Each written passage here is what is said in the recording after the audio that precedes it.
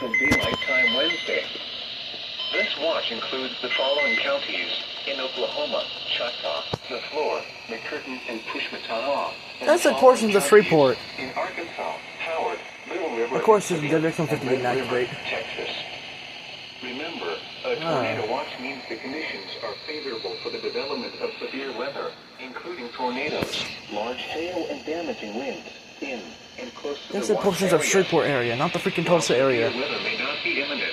Persons should Dude. be alert for rapidly changing weather conditions and listen to later statements and possible warnings. LZK also issued one. To know weather radio, commercial radio, and television outlets, or internet sources for the latest severe weather information.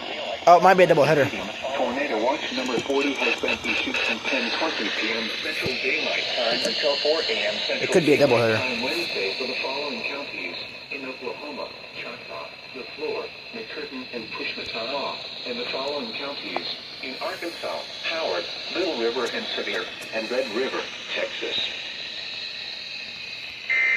Could be a double header. Dude.